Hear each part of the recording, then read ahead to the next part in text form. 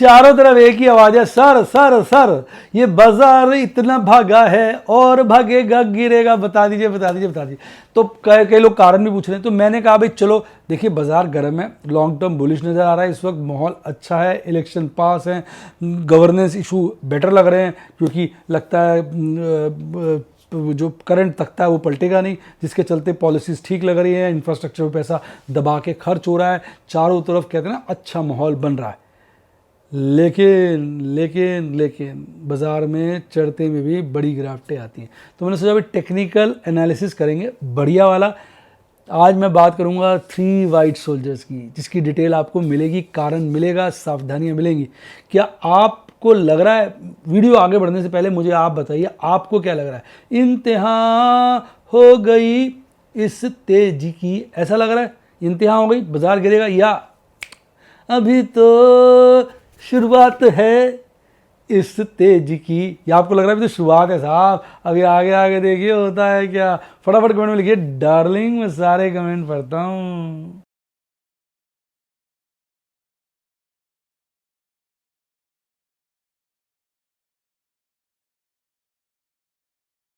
Share बाजार बहुत ही खतरनाक जगह है। यहाँ एक भूल ही फाइनेंशियल तबाही के लिए काफी है। मैं केवल एजुकेशनल वीडियोस ही बनाता हूं, मैं कोई बाय सेल रिकमेंडेशन नहीं देता हूं। चर्चा किए गए स्टॉक उदाहरण के लिए हैं और खरीदने या बेचने की कोई रिकमेंडेशन नहीं है। मेरा यह मानना है कि शेयर बाजार में निवेश किसी के कहने पर नहीं करना चाहिए, बल्कि अपने रिस्क एपेटाइट और जानकारी के हिसाब से करना चाहिए। सदा याद रखें, जिसने ली टिप उसकी हुई डिप। शेयर बाजार में निवेश जोखिमों के अधीन है। निवेश करने से पहले सभी संबंधित दस्तावेजों को ध्यान से पढ़ें। हाय गाइस, आपका स्वागत है आपके अपने show MKJ talks for investment इन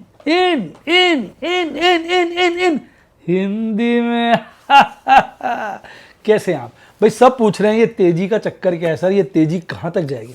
तो मैंने कहा यार बड़े दिन हो गए हैं, आज एक टेक्निकल एनालिसिस करते हैं, आपको एक टेक्निकल चार्ट समझाते हैं जो बहुत ही प्यारा और बहुत ही खूबसूरत है। और ये एक इस तरह का मूवमेंट बाजार में दिखाता है जो ये कहता है कि भाई साहब तेजी एक बड़ी आ सकती है।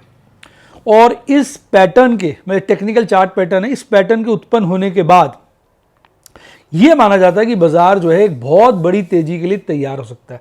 हालांकि ये बुलिश रिवर्सल पैटर्न है। इसका मतलब ये होता है कि जब बाजार गिर रहा होता है ना, गिरावट में बनता है पैटर्न, और गिरावट को ये रिवर्स कर देता है और बुलिश बना देता है, बाजार भागता जाता है। लेकिन अब सोचिए बाजार बुलिश में, जब बाजार में एक भारी करेक्शन आए और तब ये वाला पैटर्न उत्पन्न हो, तो ये काफी हद तक मेरा मानना है उसी तरह का मौका बाजार को देता है एक नए हाई बनाने का, जो कि आज वेरीफाई भी हो गया। लेकिन इसमें भी एक कैच है, वो कैच को हम बाद में समझेंगे। सबसे पहले मैं आपको दिखाता हूँ वो वाला पैटर्न। तो देखिए पहले आप पैटर्न देखिए साहब, आपको डार्लिंग मजा आ जाएगा। ये देखिए ये होता है 3 वाइट सोल्जर्स। एक्चुअली जो वाइट कैंडल होती है वो ग्रीन कैंडल है, ये मतलब इंटरचेंजेबल है।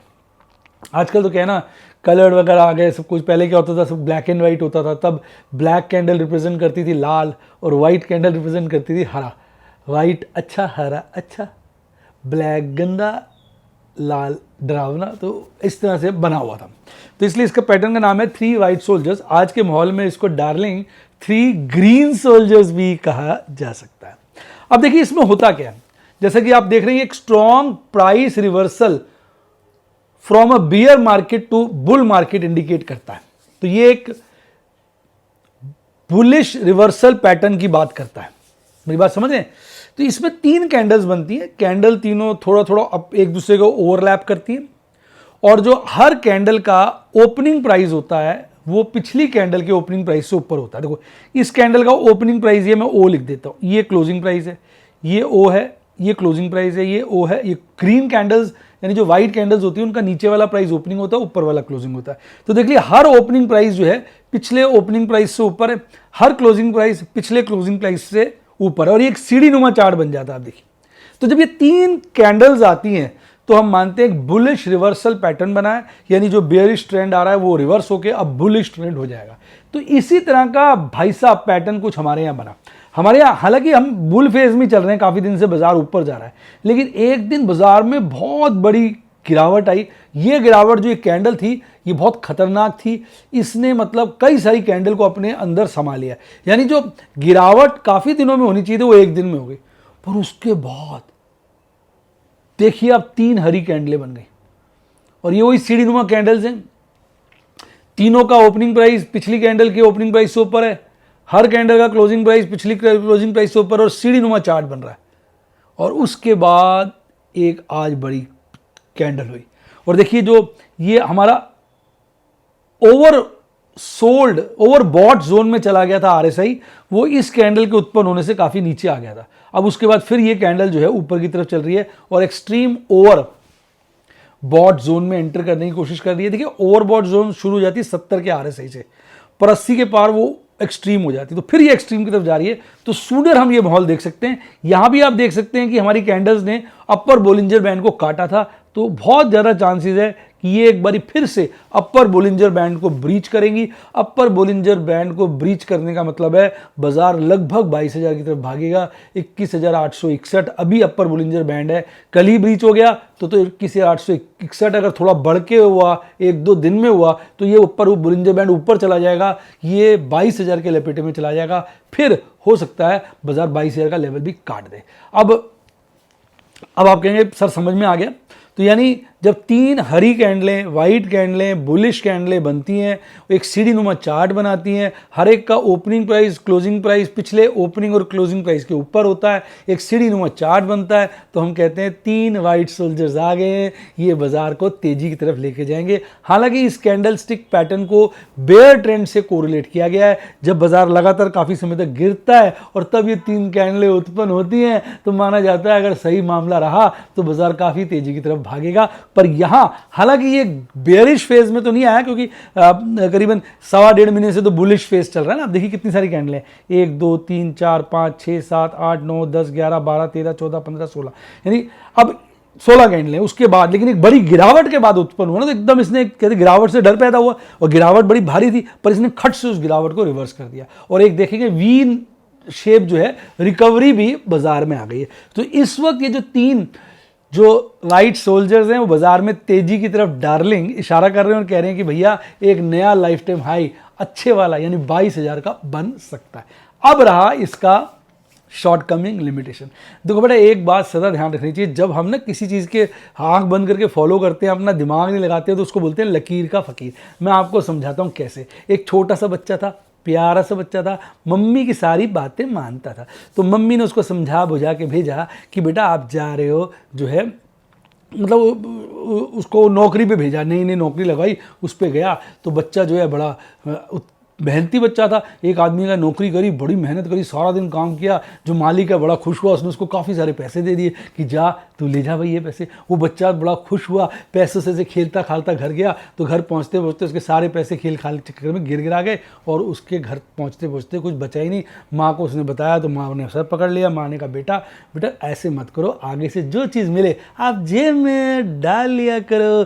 मम्मी ने उसको समझा दिया, बेटा बिल्कुल सीधा निहायत शरीफ और माँ का आज्ञाकारी था। अगले दिन फिर चल पड़ा नौकरी पर। अगले दिन उसने काम किया किसके पास? एक दूध वाले के पास।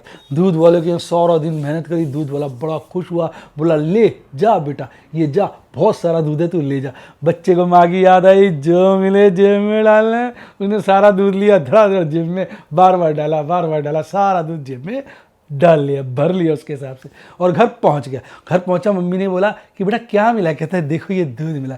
माँ ने दूध देखा और सर पकड़ लिया, अरे यार ये तो समझते ही नहीं। माँ ने लाके एक डब्बा दिया, बेटा जो कुछ मिले इस डब्बे में भर के लाना, जेब में नहीं। बच्चा आज्ञाकारी था, माँ की बात मान ली और अगले दिन फिर चला काम पर। और भाई साहब पहुँच गया एक मुर्गी वाले के पास।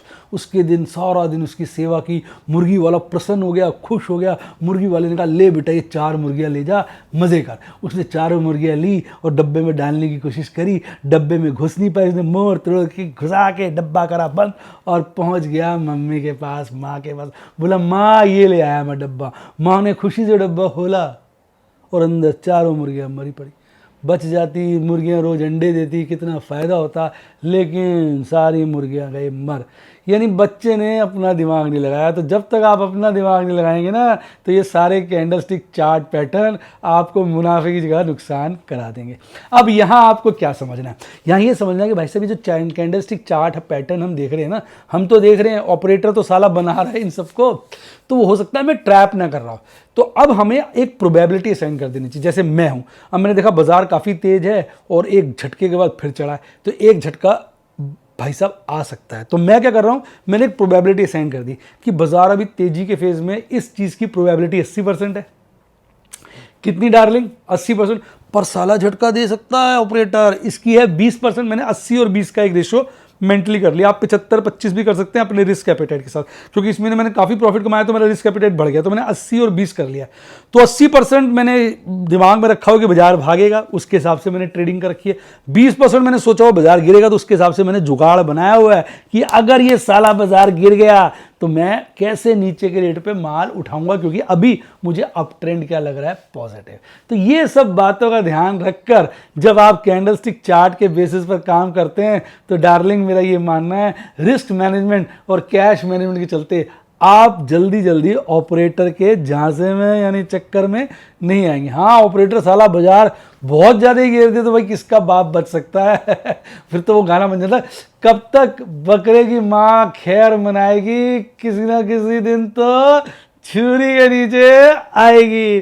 फिर भैया वो तो फंस जाते हैं कभी ना कभी। लेकिन ये है कि उसमें भी अगर हमने सही से रिस्क मैनेज किया होता है, तो नीचे के लेवल पर अपना जो कहते हैं ना बिल्कुल इमरजेंसी फंड पार्क किया होता है, वो मदद करने आता है नीचे के लेवल पे। तो पूरी तैयारी के साथ कैंडलस्टिक चार्ट पे अगर हम काम करें, तो प्रभु के आशीर्वाद से, प्रभु की कृपा से, भरोसा होना चाहिए भगवान पर, हमें कामयाबी जरूर मिलती है। अब आप सच सच बताइए, आपको ये कैंडलस्टिक चार्ट पैटर्न जिसका प्यारा सा नाम है 3 वाइट सोल्जर्स समझ आया विद लिमिटेशंस? अगर हाँ तो कमेंट में लिखिए। और कौन सा कैंडलस्टिक चार्ट पैटर्न आप सीखना चाहते हैं, फटाफट कमेंट में लिखिए। भाई साहब अगली बार मैं वो वाला कैंडलस्टिक चार्ट पैटर्न लेके आऊंगा। चलिए अब चर्चा को आगे बढ़ाते हैं। भाई देखो, ज्यादातर सारे आपके विदेशी बाजार न्यू ईयर और क्रिसमस के चलते बंद हैं। यूरोपियन बाजार तो छुट्टियों में गोते खा रहे हैं। कल अमेरिकी बाजार खुले हुए थे, एक नज़र मार लेते हैं अमेरिका आज बंद है या खुला है। कल अमेरिका बंद था, कनाडा बंद था, ब्राज़ील और अमेरिका ही बाहर खुला हुआ था, बाकी एशियाई बाजार तो खासे खुले हुए थे। आज देखते हैं क्या पोजीशन थी। तो आज भी हमारे अमेरिकी यानी यूएस बाजार खुले हुए, चारों के चारों इंडेक्स डार्लिंग हल्की फुल्की हरियाली में। आपका उनका विक्स गिरा हुआ है, आपका कनाडा जो है वो भी खुला हुआ है और ब्राज़ील भी खुला हुआ है, और दोनों अच्छी हरियाली में। और आज मैं आपको बताऊं, यूरोपियन बाजार भी खुले हुए हैं, यानी काम ढीला चल रहा है पर खुले हुए हैं, क्योंकि क्रिसमस की छुट्टी थी ना, आज वो खुले हुए हैं। न्यू ईयर पे बंद होंगे सारे बाजार, सिर्फ आप स्विट्जरलैंड को छोड़ दीजिए लाली वाली में। यानी आज कहीं ना कहीं सभी बाजारों में काम हो रहा था। और हमारे एशियाई बाजार तो सारे हरियाली में, यानी पूरा राम राज्य हरियाली वाला, बहारों वाला, जैसा कि चार्ट दिखा रहा है, चारों तरफ छाया हुआ था। ये है सारी कहानी कहाँ की? विदेशी बाजारों की। हमारे बाजारों में आज ग्रीड बढ़ा है, देखिए आप 57.65 के आसपास आ गया है। तो ये ग्रीड ना जैसे यहाँ पहुंच गया था, यहाँ खतरा पैदा हो गया था, इसलिए इसके बाद आप देखेंगे बाजार में एक बड़ी गिरावट आई जब बहुत ज़्यादा एक्सट्रीम ग्रीड हो गया था। अब ग्रीड रीजनेबल है, यानी दोनों तरफ के रास्ते थोड़े से खुले हुए हैं।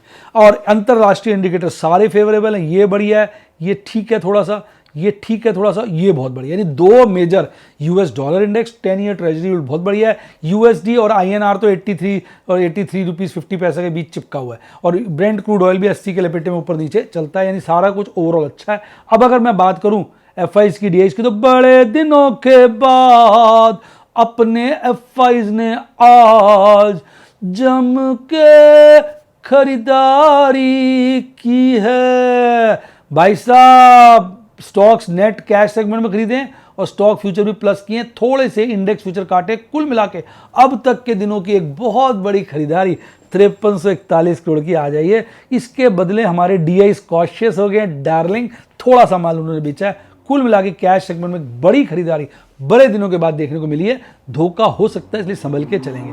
तो उसके चलते बाजार ठीक है। इंडेक्स लॉन्ग बहुत अच्छी हो चुकी है, 62 के लेवल पे है, रीजनेबली अपसाइड पर है। स्टॉक लॉन्ग भी बहुत अच्छी हो गई, 56 के लेवल पे। आप ऊपर से नीचे नजर मारेंगे तो अब तक की हाईएस्ट आपको नजर आएगी। एक ये वाली थी 30 मई को, इससे ऊपर की, अदरवाइज सारी की सारी इससे कम है। तो इस वक्त बाजार में जब ये चीज़ें अपने हाई पे चली जाती हैं तो थोड़ा सा सावधानी बनती है, प्रोबेबिलिटी असाइन करती होती है, जैसे मैंने 80-20 की कर दी है। आज की वीडियो बड़ी कामयाब है, 1% की बढ़त भी दिखाती है और 21,441 में बाजार बंद हुआ। आज सुबह ही गर्म था, 21,500 के लपेटे में खुला और आज नया हाई बना डाला। पहले घूमता रहा, फिर नीचे बॉटम भी लगा दिया, 2 बार, एक यहाँ पर और एक यहाँ पर, 21,495 का फिर गोली हो गया और एक नया लाइफ टाइम हाई 21,675 का बनाकर मूड माहौल गर्म कर दिया और उसके आसपास ही बाजार बंद हुआ है। यानी इसका मतलब बाजार में पूरी तेजी है, एक ही चक्कर फिर पड़ गया है।